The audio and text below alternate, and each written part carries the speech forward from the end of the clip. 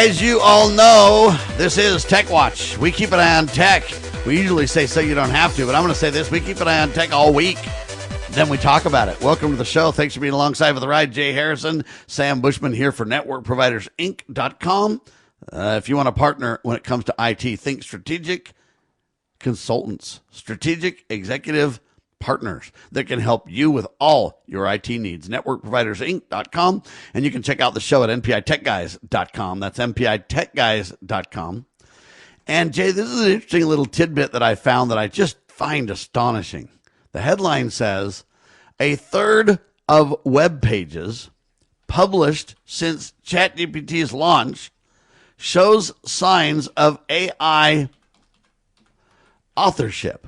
That's amazing. I find that, whoa. That's because amazing. Look, it's only been out since, what, 23? That's right. Yep. For the masses, now I know it's been out longer than that but I'm saying for the masses, 23. So what are we talking about? 3 solid years? A little more? Yep. Because I think it came out in late 23? Or was it late 22? I think it was late 23. It was like November or something. So we're almost to 3 years. Yeah. And a third of web pages, buddy, there is millions and millions of web pages. A third of them have been, and I would say they're co-authored by AI. I don't like the idea that we say they were authored by AI. Most of the time, people come up with the ideas. AI helps with some of the wording and everything else, and then people kind of finish them off themselves and everything else. And so they're co-authored by AI. But a third of the pages, how long will it be till all the pages have AI in them? I think it won't be long. It's an amazing statistic, right? Third of the pages are authored by them. And it's interesting. I think that it's a little bit less than that, and I'll tell you why. Number one, we don't even have the watermarks. We talked a little bit about that on a previous episode about Claude doing watermarks. We don't know for sure, in other words. They're just depending on kind of algorithmic words and M-dashes and things that AI does to tell now, and they're not as accurate as they could be, right? M-dash is exactly where I was going to go with this, is I think what they're looking at is content. So if you did an About Us and you had AI write it for you, and you pasted that in for your About Us on your webpage, it's gonna. I think in their study of this, it's gonna broadly include that as AI authored in the page. Where I wouldn't say that's AI authored. Yes, the paragraph was, but it's not like the web page was. This makes it sound like a third of all web pages that are out there were created by AI, and I think that's a lot of content is being created by AI. For a web page, especially when you just need to fill, right? You just like, oh gosh, I got to fill in you're filling out a template and it's asking you for some section and you're like, okay, AI, just generate some text for me. You're going to have that kind of stuff, but it doesn't mean that the whole website's being built by AI. I agree 100%. And it also is this, like I say, if I have AI draft something for me, let's say that I want a page that's an About Us page. Look, Tech Watch Radio has been around for 20 plus years. We're funded by and partnered with a company called Network Providers Inc., which is an IT company. And it's Sam and Jay. Both of us have deep AI and IT experience in the real world. We work for companies and have done so for years. We've ran this technology show for a long time.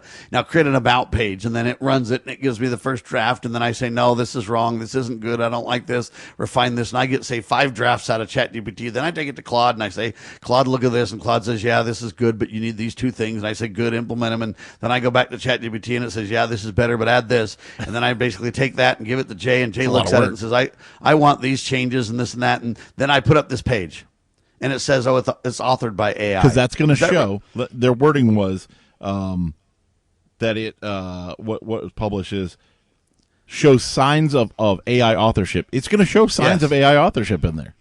It is, but it is not AI authored. It was Sam that came up with the ideas, Sam that gave it the general overview. Yes, AI kind of put some words in there. I'm not saying AI isn't part of it, but then I literally took it to people in another AI bot, and then I reworded it and did this and that and had other people review it, and some people correct some grammar and this and that.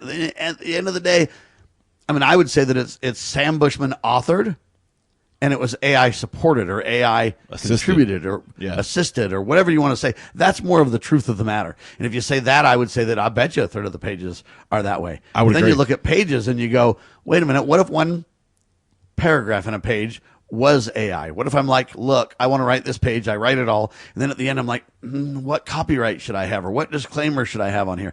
Hey, I need a disclaimer for this, this, and this, and AI comes up with a disclaimer paragraph. Well, now your page is going to be... I put the little disclaimer on there that was AI. That's right. But now they say my whole page is AI. That's not even true. It's going to show signs of AI authorship then. Now, I'm going to give you an example, and I don't mean to throw anybody under the bus, but I'll give you an example. I was giving an AI presentation, and then at the end I did some Q&A, and some people were with me in the Q&A, and one of the people in the Q&A said, oh, yeah, this whole presentation was AI generated. I'm like, oh, wait, hold on a minute. I wrote that dang thing, people. Yes, AI helped, and yes, AI did eventually put the slideshow together to some degree, but I authored. I'm the one that came up with the brilliant ideas of the presentation. So, if we're not careful, there's two sides to this coin. One is everybody's saying, I don't want AI to steal human content. On the other hand, I don't want AI to steal my content either. AI getting the credit for all that is bogus. Now, did AI participate? Yes, it did. But the concepts of this whole presentation that I give, that's like an hour long on how to implement AI in your business. It's called AI, the Real Story. Okay. And this whole thing, I don't know that we can say AI created all that. That's just not really accurate. Anyway, it's very interesting discussions about, we complain that AI is stealing everybody's human copyrights. And what about the opposite, though? Right. Where AI is assisting as a tool, and then you're putting the polishing work on it, and then somebody is dismissing your work because they're just like, well, AI contributed. AI did that, yeah. And I'm saying, wait a minute, hold on. I'm the one that came up with, I'm the brainchild. It is an interesting debate. And I saw a funny comic where the panel was this guy orders a pizza, and because he paid for it, the chef brings out the pizza, and the guy goes, look at the great pizza I made because he paid for it. So, and they were making the comparison that sometimes people are like that. And I have seen people do that a little bit where they're just like, oh, I made this cool whatever, and it was AI. But obviously they had to draft the prompts. Let's say I want to develop software. And I am the brainchild of this software, and I come up with the idea, and I say, I want this software to do this. And I've actually done this, by the way, with several pieces of software. Right. And then I have a person code it for me, because I don't code every day. And so somebody writes it, and then I get it compiled, and I copyright it, and I this and that. And now I say, hey, I wrote this program. Right. You've actually done this before write it? with programmers overseas and stuff. Right. Did I really write it? Did you really write it? You'd say no. Some people would argue, well, no, you didn't actually write it, Sam. But you'd say, well, I funded this. I paid programmers to write this by hand. I came up with the ideas. Whenever it was a decision to be made, I made the decisions. At the end of the day, I copyrighted it. It's my work. I own it. I own the source code. It's kind of like people saying Bill Gates wrote Windows, right? Though it's like, he did fund it. He made it happen. He's probably not really down in the code. He's got people doing that, but he still gets the credit for Windows, right? By and large. And I don't know that that's dishonest either. Right. Okay, well, what if I then, instead of having a person overseas write it, or a buddy write it, or even if I wrote it myself, what if I have AI write a lot of it? But yet I help debug it, I test it, I tell AI where it's wrong. When AI wants to assign a key for something, I say, no, I don't want that, I want this, and here's why. And AI goes, oh, you're right, good point, Sam, I can see what you're saying, this is more compatible, let's do this. And at the end of the day, I get this software and stuff. Do I just have to say AI wrote it? It's AI software? I don't know. The lines get blurred. Maybe you just have to say assisted by AI. Well, anyway, that's the debate, and we still haven't got to the end of that road, folks. But ChatGPT is going to be authoring more things. We're going to get a label that just says like signs of AI authorship, and just put it on every software and everything that's made, because AI is affecting bogus. Every facet of the technology community, the economics, Amen. Everything. It's touching the whole world. And it's in its infancy, though, Jay. So you think it's touching the whole world now? You just wait, buddy. I know. It's going to be crazy. All right, now listen. Are you the author of your texts, Jay? Because you might not be going forward, sir. I don't know that I'm going to let GPT handle my text messaging for me. So ChatGPT says that they can now send texts for you with new Apple Messages plugin. Ever wanted someone else to do your texting for you? Well, now you got your opportunity. ChatGPT is going to have what are called automated texts scribed by this Apple plug-in automation thing. And so now you got to kind of ask the question of, is that a robot, Jay? It is, but what number one, I'm interested. They don't call it a row. They just call it a bot, though, right? Yeah. Well, we're shortening everything. It's got to get it down to one syllable. But it's interesting that iMessage is letting. I could see it doing this on SMS or through Google or something. But the fact that they have no, Apple's way behind. They got to do something to catch up, bro. Come on. I know, but it's interesting. But secondarily, do you want AI sending emails, sending texts on your behalf. There's a lot of legal precedent and stuff for that. Like, you're responsible for the things that you say on text messages and email, especially corporately, right? A lot of it's subject to disclosure, and I don't know. I don't know how Jay, I feel about that. I don't know if you know, but they've got this popular song years ago, and it's kind of a dirty song, but I'm going to bring it up anyway. And this goes down with this girl and everything else, and the song basically says, "Wasn't me, wasn't there, wasn't me." Is it a country song? And, no. Oh, I don't know what song you're referring to. So anyway, it's okay. All I'm telling you is that the reason I bring that up is because that's kind of where people are going to go. They're going to be like, I didn't write that. Well, when you plug in AI, now you've got plausible deniability, right? Well, it wasn't me. That was my AI agent that cussed you out. So anyway, it's kind of weird how this is all happening. Now, you can put guardrails on it, though, Jay, and you can just have it do some basic responses and stuff like that. If somebody asks you for a phone number, maybe it could just give the phone number to a trusted colleague, or if it asks you, I'm not saying that I love it. I see very serious concerns. I also see, though, that eventually I think some of these things are going to happen, even to the best of us. Yeah, and a lot of people have guardrails where they're letting AI, for example, read and respond to their email, but it just sets up drafts so they can just scan through it, read it themselves, approve it, and send it out. It's not actually sending on their behalf. So there are some smart ways to do that. Am I for that? Maybe. I mean, I've used like Gemini built into to reword an email in Gmail Gemini and stuff like that. Sucks, by the way, though, man. I don't like it. It's in my getting face better. all the time. I know what you're saying. I know, agree, it bugs the heck out of me, though. Quit popping up all the time and bugging me and acting like, look, I'll call you when I want you, okay?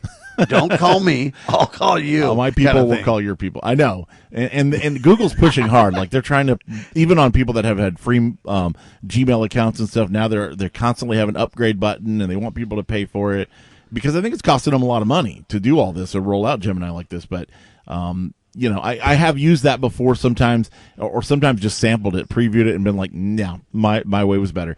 Leave it the way it was. But I don't know. I'm leaning towards the idea of exploring with it, of having it draft emails. Even if your way might be better, though, Jay, you might say for the time's sake, it's good enough. Go. Boom. You're right. But I would never, at least not right now, right? Because it's a moving target. I would never have it just send stuff on my behalf or respond without my words. Knowledge. I know, right? Famous last words. We'll never need more than 640K of memory. Right? That's right. And so I'm just telling you, it's very strange. Well, listen, what used to happen is people would text and drive. Right. But that's not going to be happening anytime soon, because Apple and ChatGPT are going to send your texts, and you're not going to need to drive. It's all coming your way, ladies and gentlemen. Headline says Tesla, Uber, and Waymo all get the okay to operate thousands of mobile taxis in Nevada. We'll talk about it coming up. You're listening to and watching Tech Watch.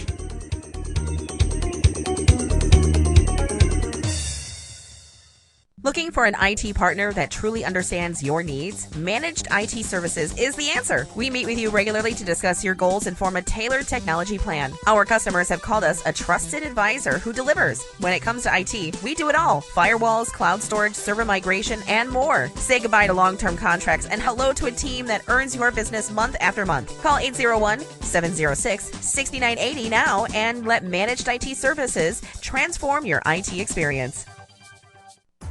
Cybercrime is exploding. Take Sarah from Sweet Delights, whose world crumbled after having to close with not being able to bounce back. Small businesses are prime targets, but the right strategies can keep yours safe. Jay Hill, CEO of Network Providers, has co-authored the Cyber Playbook Simplifies Cybersecurity for Business Owners with Strategies to avoid costly breaches and fines, build a strong cyber attack response, secure your business with key protections. Cyber threats aren't slowing down, but you can stay ahead. Protect your business. Ensure its security for tomorrow. Get the Cyber Playbook today at networkprovidersinc.com/cyber-playbook or call 385-446-5500 now.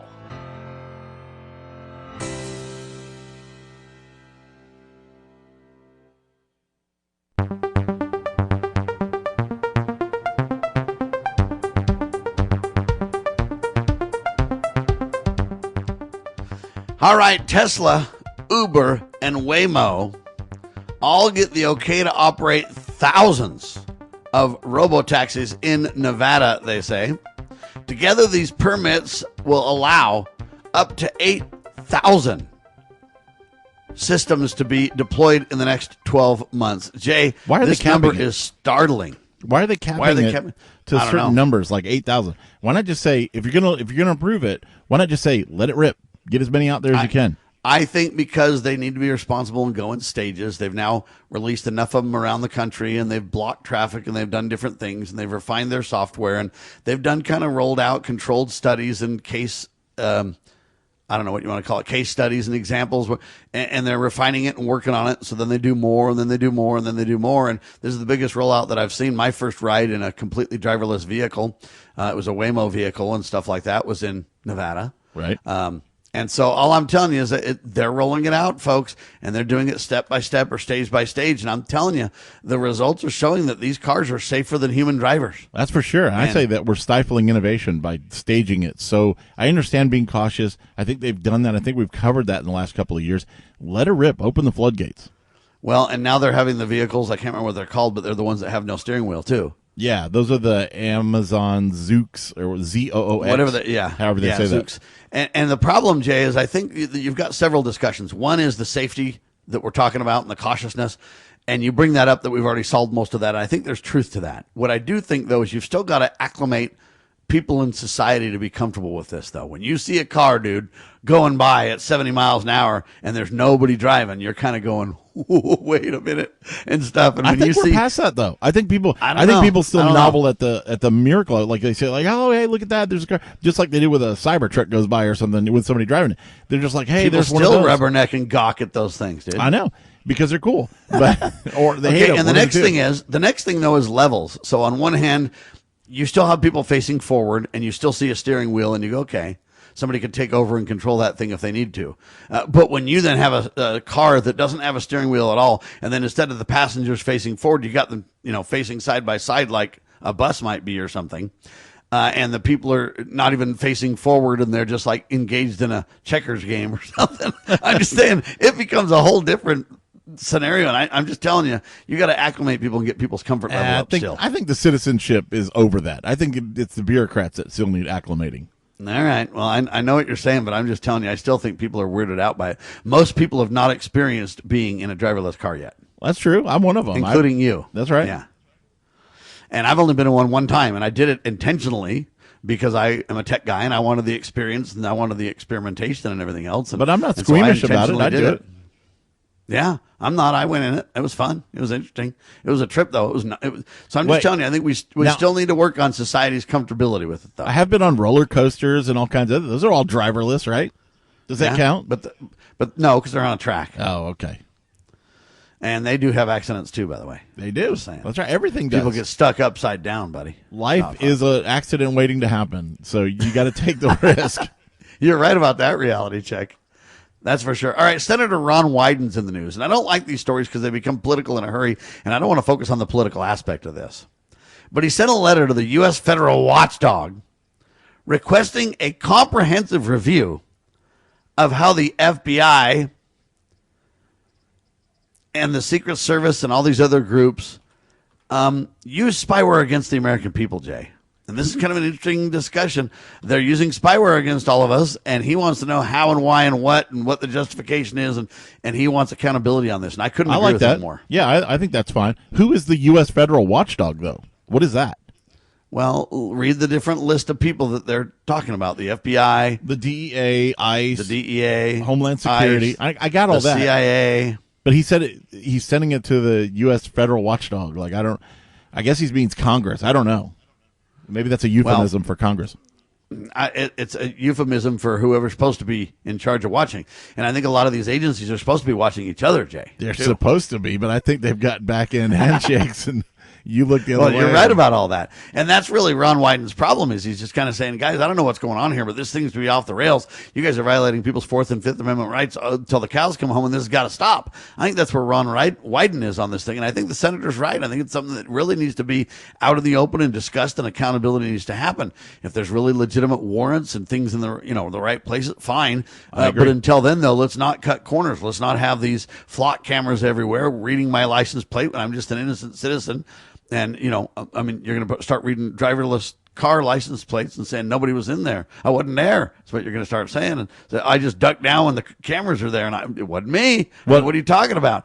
I don't think there can be too much transparency in government. You have these guys are public servants. They're working for us. They're doing what needs to be done. There needs to be every level of transparency that you can make happen reasonably. I mean, you don't want to be exposing people's personal addresses or things like that, or especially people that are police officers and stuff like that. I understand some of that, but as far as what they're doing, how they're doing it, what tools they're using to spy on America, why would they even be doing that for the first place? But if they are, let's find out. Yeah. There's a new website. You've seen the Have I Been Pwned website. There's a new website called Have I Been Flocked? And so you can look up, you can put in your license plate number and see if there's been requests in the flock system for your license plate ever. Jay, you have been pwned and you have been flocked. I'm positive. I know, but everybody's been flocked, right? But Yeah, have you been looked up? Like, has somebody done a search for your license plate in the flock system before? If you're not a pretty girl, probably not. So there you go. I'm just saying that, and that's sadly what the breaches have been about, that people are so frustrated about. You're it's right. Hey, it's a security. I mean, if it's my daughter or my wife, I'm just saying it's bad news. How do you say this word, Jay? Pangram? Pangram? I don't know. But they say that it shines in text analysis, but stumbles with AI-generated images. You say, what is this thing? This Pangram is an AI tool, and it showcases remarkable accuracy in identifying chatbot-generated text, distinguishing AI-written content from human-written content. They say with near perfect precision in text. Now, what's interesting is this the people that are saying a third of the websites are whatever. Anyway, yeah. But they say its capabilities falter significantly when it's applied to AI generated images, often misidentifying or failing to analyze them properly. And this discrepancy is highlighting the challenges and limitations of current AI detection. And they say despite these setbacks, their text, ability is highly valuable and stuff. And I would say I agree with that, Jay, to some degree. But that's just detecting what's created with AI. Right. But AI is really good at interpreting pictures. And let me tell you how I know. I've been working on software, and one of the softwares that I do is it's a PowerPoint presentation software. It does a bunch of other things, but one of the things it does is display PowerPoints. And the reason I developed it is because I want to, do PowerPoints, and I can't really tell what's on Microsoft's PowerPoint software, or Google's and stuff. I can't tell what's on the screen. I can't really read the slides. And anyway, there's some accessibility, but not good enough. And so I created a program that does this, and I can hit a hotkey, Control-I, and it will read to me.